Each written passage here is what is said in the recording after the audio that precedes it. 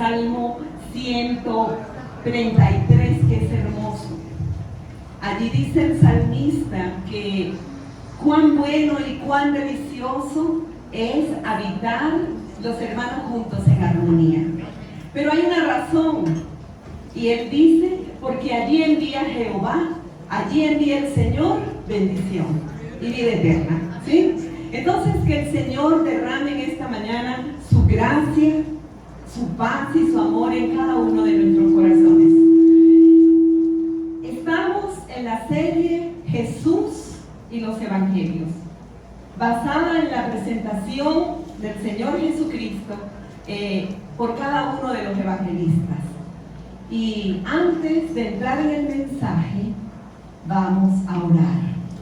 Amado Padre, bendecimos tu nombre, te exaltamos y te adoramos. Gracias, Señor, porque tú estás aquí en este lugar, moviéndote en medio de cada uno de los que estamos aquí, Señor. En medio de estas mesas alrededor, para derramar tu bendición en cada uno de nosotros. Gracias, Padre. Gracias por esa bendición maravillosa que recibimos de tu amado Hijo, nuestro Señor Jesucristo, el cual, siendo Dios, no tuvo el ser igual a Dios como cosa a que aferrarse. Él se hizo hombre, se humilló a sí mismo. En su condición de hombre, Él se hizo siervo y fue a la muerte y muerte de cruz.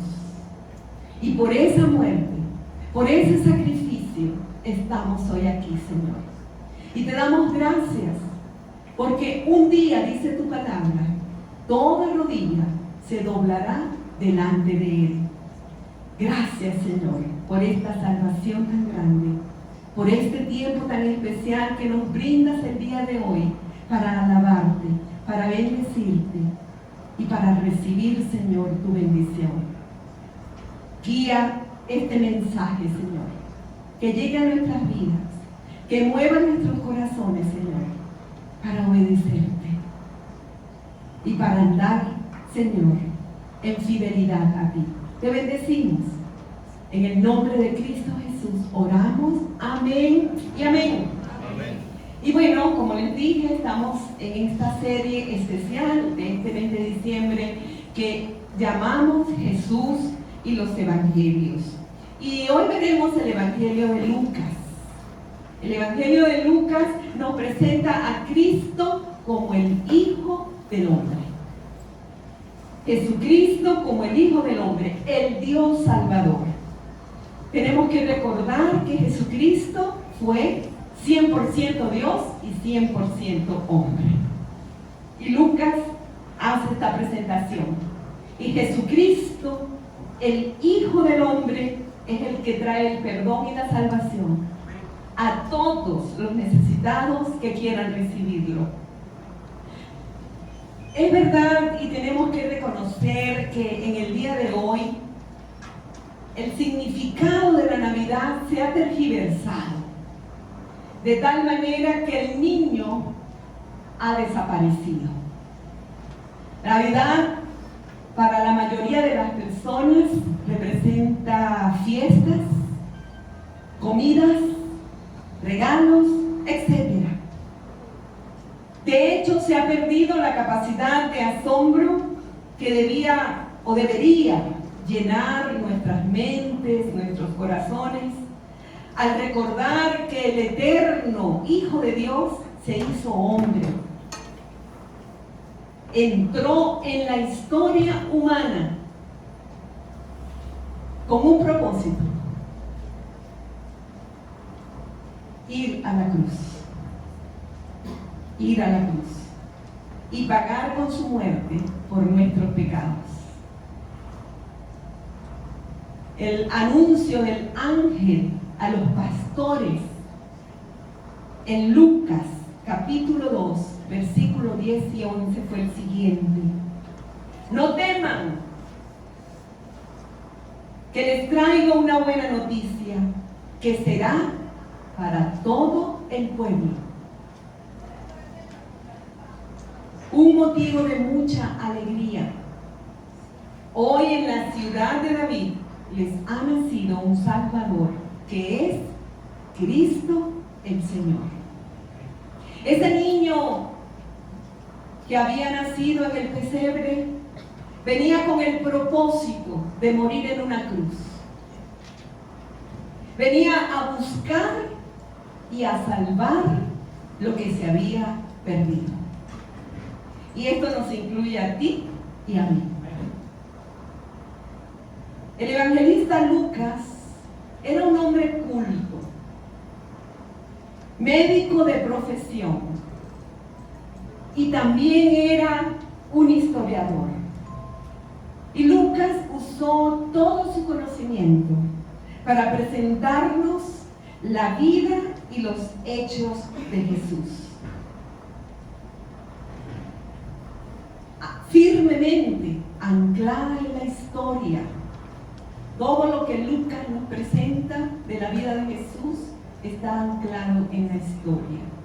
Fíjense que es interesante porque cuando leemos la historia de la genealogía de Jesús en Mateo capítulo 1, de lo cual habló la pastora Irene en el primer tema, cuando habló sobre Jesús el Rey, en esta genealogía que presenta Mateo, él enfatiza la descendencia real de Jesús como hijo de David. Mientras que Lucas, en el capítulo 3, y después ustedes pueden leerlo en sus casas, también nos habla de la genealogía de Jesús. Pero Lucas se remonta, ¿saben hasta dónde? Hasta Adán. Hasta Adán. Y él dice, Adán, hijo de Adán, hijo de Dios. Entonces, este es el objetivo de Lucas: presentarnos a Jesús como el Hijo del Hombre. Jesús no es un mito, Jesús es real. Jesús es un personaje histórico. Y Lucas, en su evangelio, entreteje una triple historia dentro de la historia humana sobre Jesús, el Hijo del Hombre. Y es lo que vamos a descubrir el día de hoy. La primera historia que ensambla Lucas es la historia de la salvación, claramente establecida en eventos históricos, y él va paso a paso. En el capítulo 3, Lucas nos presenta el bautismo de Jesús. En el capítulo 4 nos narra cómo el Espíritu impulsa a Jesús al desierto y allí permanece por 40 días y Jesús es tentado por Satanás. Después, con el poder del Espíritu Santo, él vuelve a Galilea y de allí va a Nazaret, donde era su ciudad natal, digamos así, aunque él había nacido en Belén, pero él vivió en Nazaret, y allí lo lleva, allí él llega a Nazaret, donde él se había criado, y la gente de Nazaret lo recibe, sí, lo recibe, y luego el día de reposo él entra en la sinagoga, y allí le entregan un rollo del libro del profeta Isaías, y él comienza a leer en el capítulo 61, donde estaba profetizado lo que iba a pasar ese día. Y fíjense, como dice Lucas 4, pueden buscarlo los que tienen sus Biblias o en sus teléfonos. Lucas 4, 18 al 21 dice: el Espíritu del Señor está sobre mí. Me ha ungido para proclamar buenas noticias a los pobres. Me ha enviado a proclamar libertad a los cautivos, a dar vista a los ciegos, a poner en libertad a los oprimidos y a proclamar el año de la buena voluntad del Señor. Dice Lucas que luego él enrolló el libro, se lo dio al asistente y se sentó. Y todos en la sinagoga lo miraban fijamente. Y entonces él comenzó a decirles: hoy se ha cumplido la escritura esta escritura delante de ustedes. En el versículo 22 del mismo que sigue, que continúa, Lucas relata la reacción de la gente que estaba aquí presente en la sinagoga. Y dice, todos hablaban bien de él y se quedaban asombrados de las palabras de gracia que emanaban de sus labios y se preguntaban, ¿acaso no es este el hijo de José? Todos lo conocían. Él era el carpintero del pueblo. Su papá José, su papá humano, digamos, según la carne, ¿verdad? Era José el que lo había criado. Y él era carpintero. Y con seguridad Jesús aprendió este oficio de la carpintería. Pero Jesús era más que un carpintero. Ahora, ustedes pueden imaginarse por un momento lo que significa para los judíos que estaban allí presentes oír esas palabras que el Señor acababa de decir. Hoy se ha cumplido esta escritura. Jesús les estaba diciendo, hoy se está cumpliendo en mí esa vieja profecía. El Mesías prometido soy yo.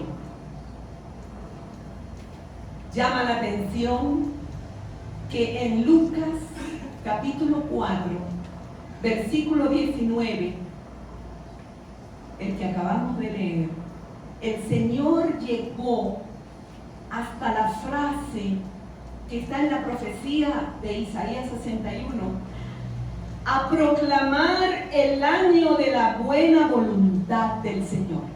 Y ahí terminó la lectura. Es interesante, ¿saben por qué? Porque el año de la buena voluntad del Señor se refiere o se refería a su primera venida, a que Él había llegado como el Mesías. Y así comienza la historia de la salvación.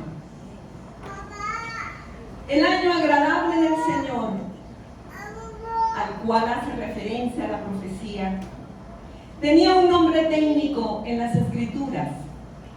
Se llamaba el año del jubileo. ¿Qué cosa era el jubileo? Bueno, para saberlo tenemos que ir a Levítico, capítulo 25, versículo 10. Y allí dice, el año 50 será declarado año sagrado y ustedes anunciarán la libertad para todos los habitantes del país. Será para ustedes un año de jubileo y cada uno de ustedes volverá a su familia y a su patrimonio familiar. El año del jubileo significaba que cada 50 años todo volvía a ser como antes. Los que habían perdido sus tierras las recuperaban. Los que habían perdido a sus hijos los recuperaban. Los que habían caído en esclavitud por deudas recobraban su libertad y todo se nivelaba otra vez. Esta profecía de Isaías 61 hace referencia a un año de jubileo, pero un jubileo espiritual. Un jubileo espiritual. Una proclama de libertad, no solo de alcance judío, no solo para el pueblo judío, para Israel, sino de alcance mundial.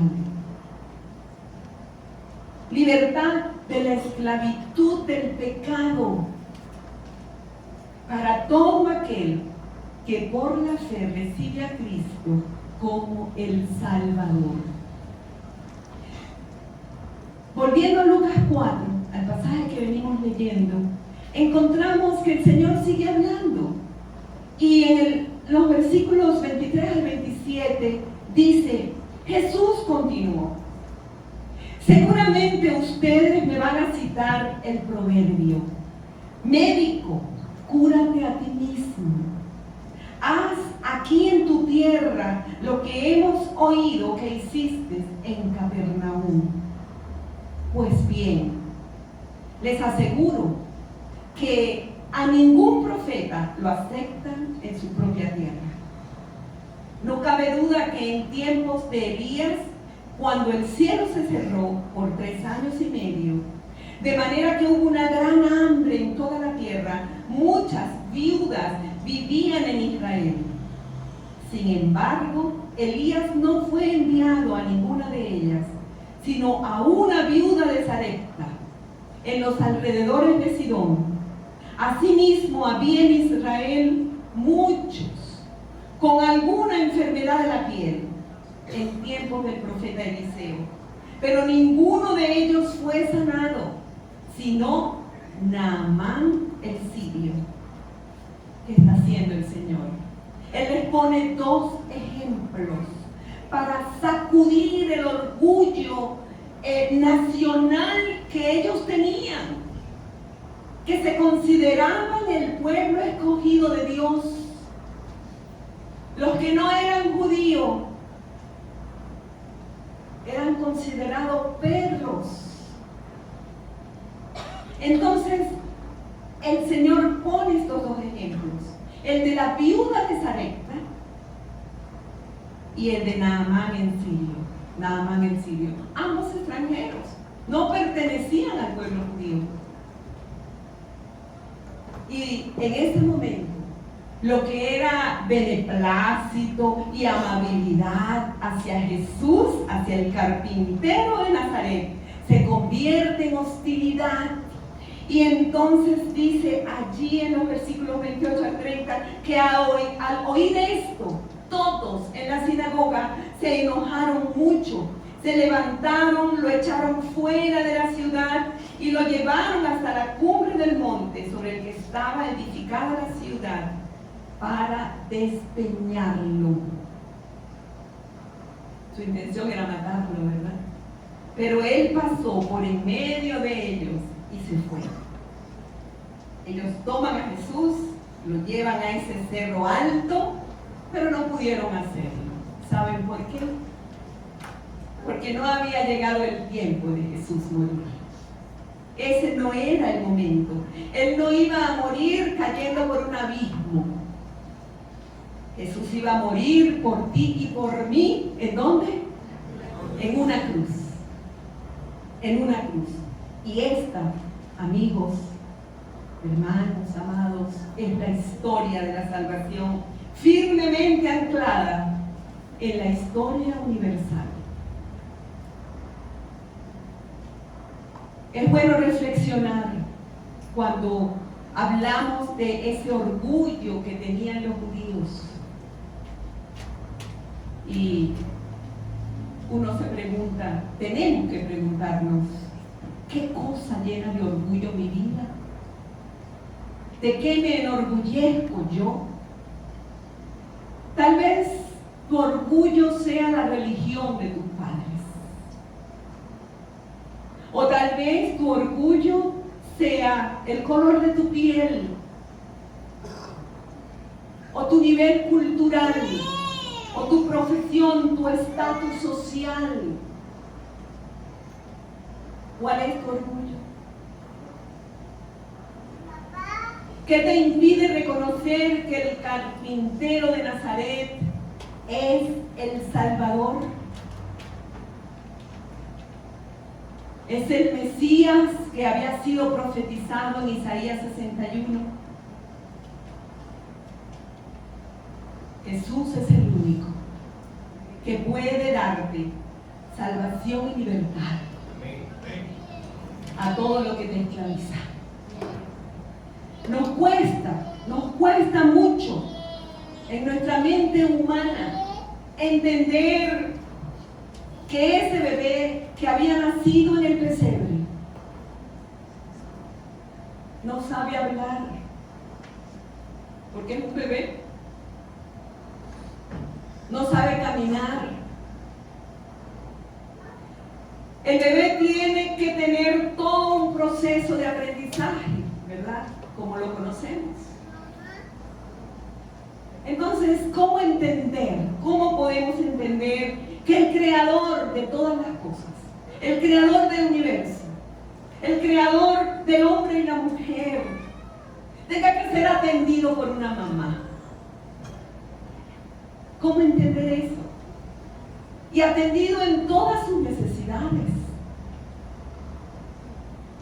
Cuando el niño crece y se hace un adulto, él sigue absolutamente limitado a su condición humana. Por eso Lucas lo presenta como el Hijo del Hombre. El Dios creador de todas las cosas, hecho hombre. Él sintió cansancio, Él sintió hambre, Él sintió sed.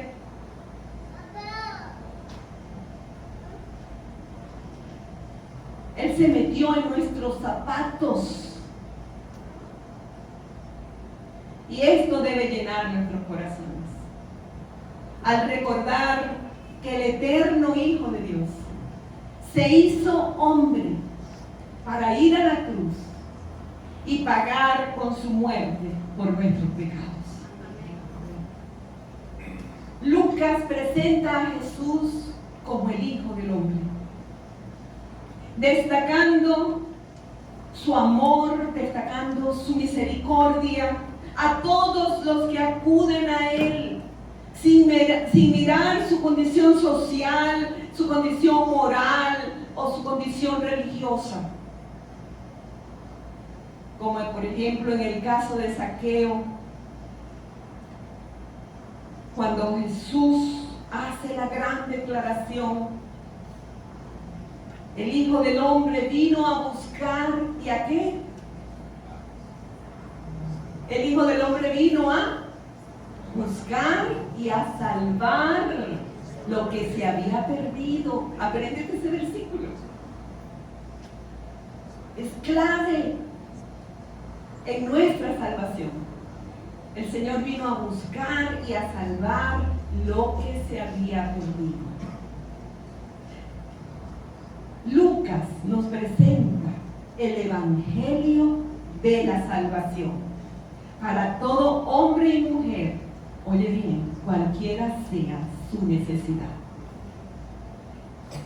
Lucas presenta una segunda historia y podemos llamarla la historia de la recuperación. La historia de la recuperación. En Lucas 7, y pueden ir allí a Lucas 7 en sus Biblias, encontramos a Juan el Bautista preso. Juan el Bautista era primo de Jesús. La diferencia de su edad eran 6 meses.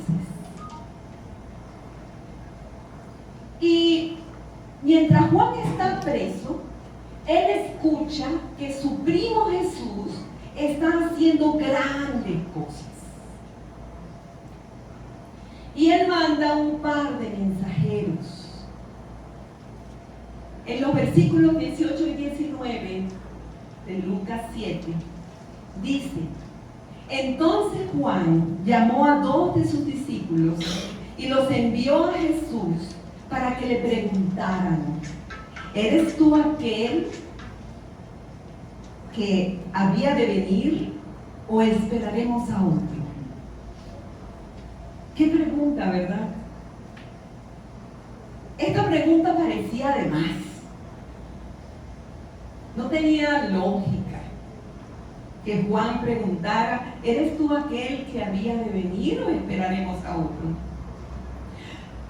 ¿Saben por qué? Porque Juan el Bautista había bautizado a Jesús. Y en el momento del bautismo, él había visto que cuando subía del Jordán, los cielos se abrieron. Y él debe haber oído la voz de Dios desde los cielos que dijo: este es mi Hijo amado, en quien tengo complacencia. Entonces, ¿por qué Juan duda y manda a estos mensajeros y hace esa pregunta? Juan duda, ¿saben por qué? Porque la cosmovisión judía no concebía a Jesús como una persona pobre. Para el judío, el Mesías vendría como un rey en poder para traer libertad al pueblo de Israel del Imperio Romano. Y Juan duda. El énfasis que da Lucas en su evangelio es siempre el mensaje de gracia sobre los necesitados, sobre los pobres, sobre los ciegos, sobre los menesterosos. Ese es el mensaje de Lucas cuando nos presenta al Hijo del Hombre. Cuando los discípulos de Juan le hacen esa pregunta al Señor, Lucas escribe en el versículo 21 lo siguiente: en ese mismo momento, ¿qué hizo Jesús? Dice, Jesús sanó a muchos que tenían enfermedades, plagas y espíritus malignos, y a muchos ciegos les dio la vista. Y es interesante la frase en ese mismo momento. ¿Por qué? Porque nos muestra que las dos cosas son simultáneas. Al mismo momento llegaron los mensajeros, le hacen la pregunta: ¿eres tú el que había de venir o esperaremos a otro? Y Jesús comienza a sanar a los enfermos. Comienza a sanar a los necesitados, a los menesterosos, a dar vista a los ciegos. ¿Saben por qué? Porque esa sanidad era una credencial del Mesías. Esa sanidad masiva era una credencial del Mesías. En los versículos 22 y 23, Jesús les responde: vuelvan y cuéntenle a Juan lo que han visto y oído. Los ciegos ven, los cojos andan, los leprosos son limpiados, los sordos oyen, los muertos son resucitados, y a los pobres se les anuncian las buenas noticias. Bienaventurado el que no tropieza por causa de mí. Es bueno notar que en el Evangelio de Lucas, la mayoría de las acciones milagrosas de Jesús es hacia judíos necesitados, judíos menesterosos, judíos pobres. En Lucas 15, cuando ustedes siguen avanzando en el Evangelio, en este capítulo vemos cómo el énfasis sobre los marginados, sobre los pobres, los necesitados, era evidente en Jesús. Allí en el versículo 1 de Lucas 15, dice: todos los cobradores de impuestos y pecadores se acercaban a Jesús para escucharlo. Los fariseos y los escribas, siempre dispuestos a murmurar, ¿saben qué? Decían: señalando a Jesús, recibe a los pecadores y come con ellos. Esta murmuración de los escribas, de los fariseos, diciendo que Jesús era amigo de pecadores y publicanos, hace que Jesús narre una triple, o les dé una triple respuesta. Y lo hace a través de 3 parábolas. La primera parábola es la de una oveja perdida. Habla de alguien que tiene un rebaño de 100 ovejas. Se le pierde una. ¿Y qué hace? Va a buscarla. ¿Por qué? Porque el énfasis está en la oveja perdida, no en las 99 que están bien, que están sanas. La segunda parábola es sobre una mujer que tiene 10 monedas y pierde una de ellas. Ella va, busca la moneda hasta que la encuentra. El énfasis está en la moneda perdida. Y la tercera parábola que cita el Señor, que narra Jesús, es la del hijo pródigo, muy conocida por todos nosotros. Jesús pone dos seres humanos, pone dos hijos de un hombre rico, y uno de esos hijos se había perdido, se había descarrilado, se había salido del camino.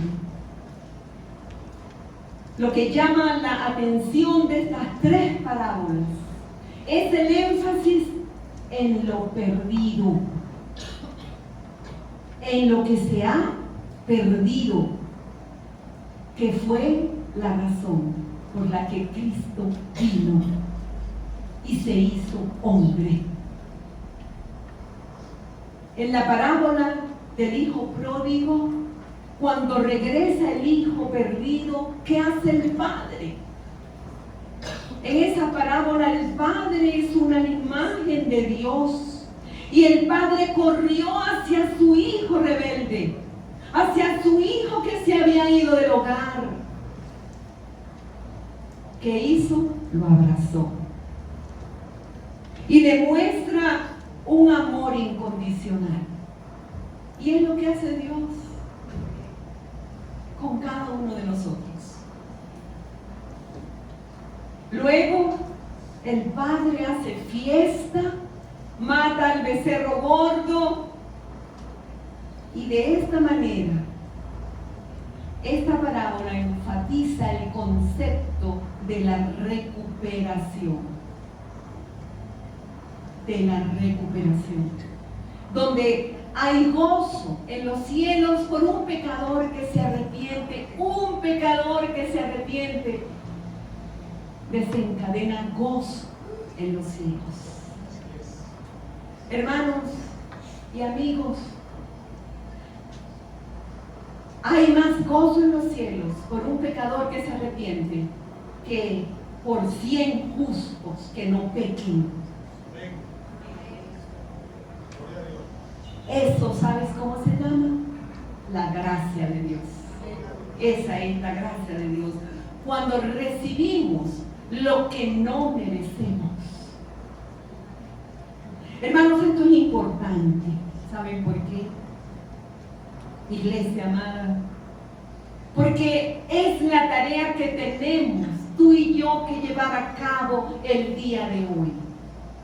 Si tú y yo hemos recibido a Cristo, todo aquel que ha recibido a Cristo en su corazón como su Salvador personal, ya somos salvos, ¿verdad? Somos salvos de la condenación. Pero después de eso viene una tarea, que es la tarea de la recuperación. Necesitamos entender que la redención no solamente es ser salvado,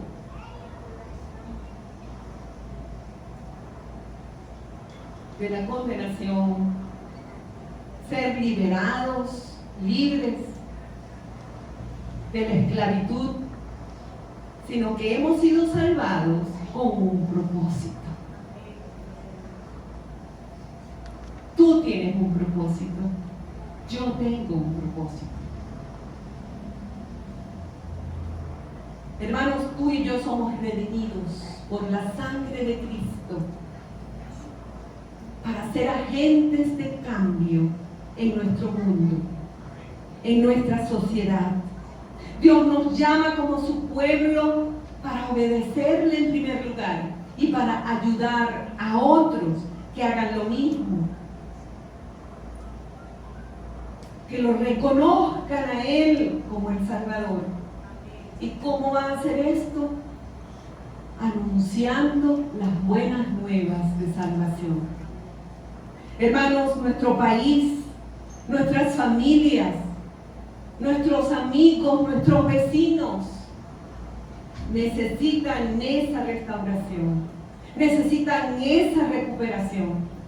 Por eso Dios nos ha entregado a ti y a mí el ministerio de la reconciliación, porque para eso vino Cristo, el Hijo del Hombre, a dar su vida en esa cruz, para reconciliar al hombre con Dios. Y esa es la tarea que tú y yo tenemos, una tarea que nos toca, que no podemos ignorarla. Nuestra tarea es ganar almas para Cristo. Amén. Que se reconecten y que se reconcilien con Dios. La tercera historia que presenta Lucas es la historia de la pasión. En el capítulo 24 de Lucas, él termina su evangelio allí, en ese capítulo, y él consigna allí la historia de dos discípulos que van caminos a una aldea cercana a Jerusalén llamada Emaús. El Señor Jesús, ya resucitado, se une a ellos en el camino. Imagínense, ellos van por aquel camino polvoriento y de repente un hombre se une a ellos y entra en su conversación. ¿Y cuál era la conversación que ellos llevaban?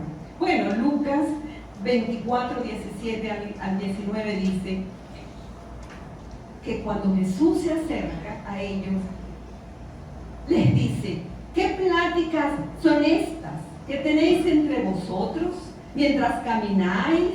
¿Y por qué estáis tristes? Ellos iban nos podemos imaginar con sus caras largas, entristecidos, afligidos.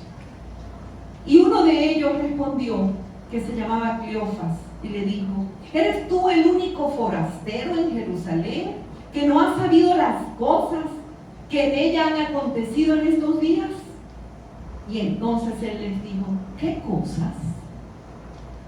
¿Qué cosas? Y Jesús hace esta pregunta porque Él está forzando a que en la mente de estos dos discípulos se abra la luz y que ellos puedan entender que la tarea es accionar en función del reino de Dios. Y ellos le responden en versículos 19 al 23. Cuando Jesús les dice: ¿qué cosas? ¿Qué cosas han pasado? Y ellos le dicen: de Jesús Nazareno, que fue varón profeta, poderoso en obra y en palabra delante de Dios y de todo el pueblo.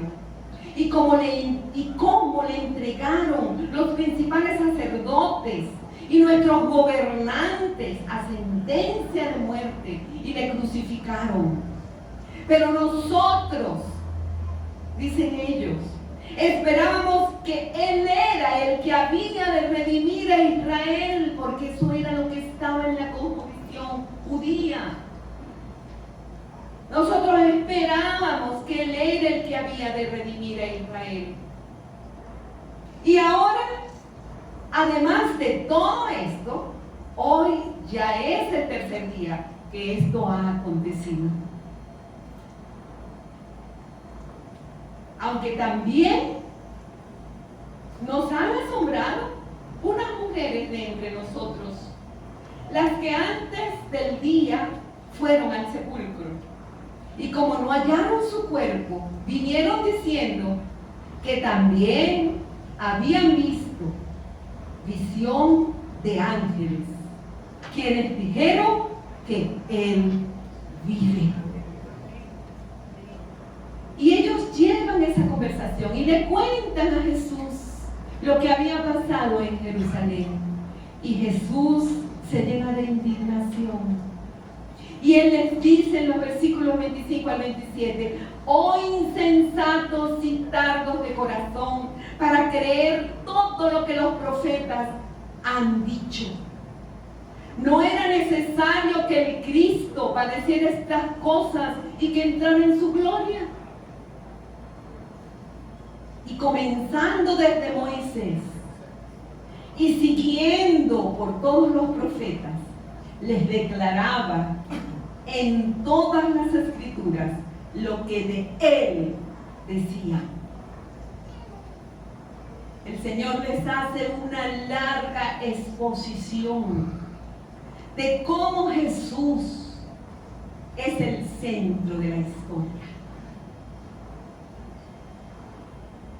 el centro de la revelación de Dios. Todo está aquí. Todo estaba escrito, revelado en las Escrituras.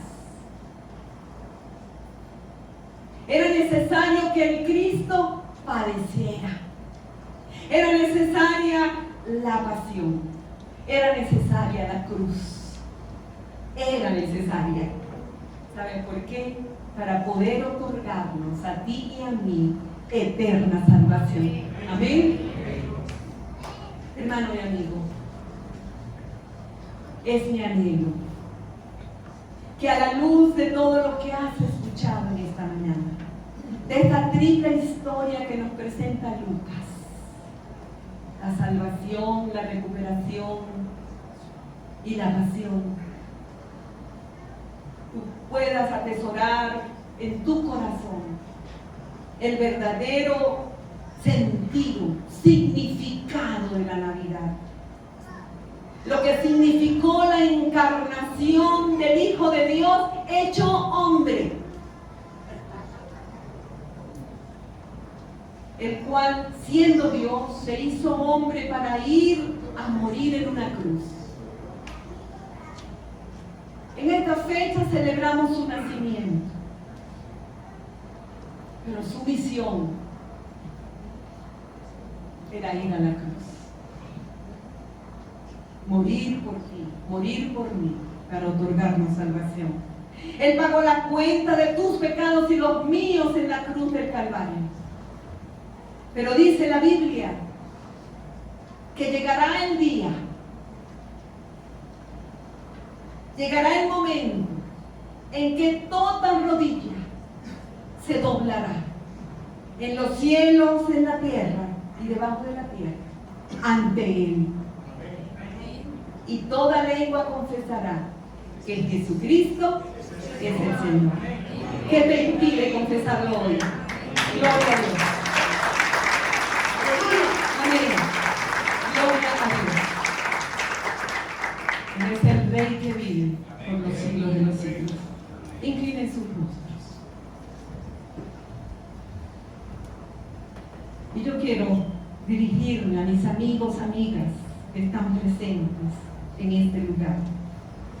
¿Sabes ese niño que un día nació en un pesebre, que se hizo hombre, que murió en la cruz por tus pecados?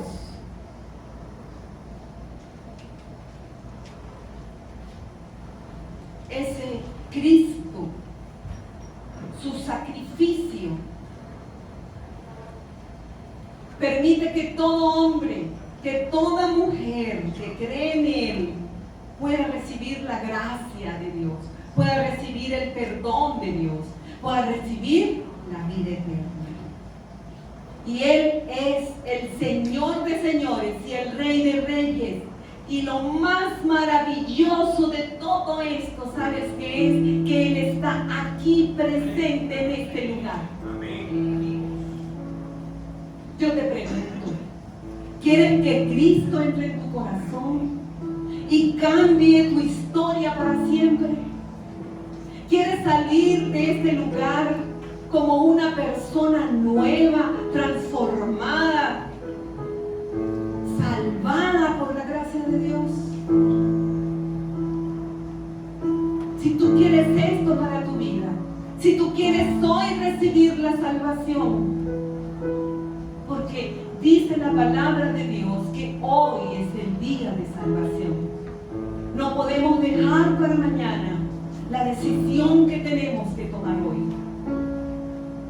Yo reflexionaba en esta semana, en ese accidente impresionante que todos conocemos que ocurrió en la autopista hacia Guatire. ¿Cuántas personas pasaron en un instante de este mundo a su destino eterno? ¿Cuántas personas ese día pudieron presentarse ante su Salvador? Pero ¿cuántos se vieron en medio de la condenación? ¿Sabes? De mañana nadie tiene conocimiento. Hoy es el día de salvación. Y si tú quieres recibir a Cristo como tu Salvador personal, yo te invito a que allí donde tú estás, inclines tu rostro y puedas decirle allí al Señor: Señor, te necesito. Señor Jesús, te necesito. Ya me cansé, Señor, de vivir tantas navidades que no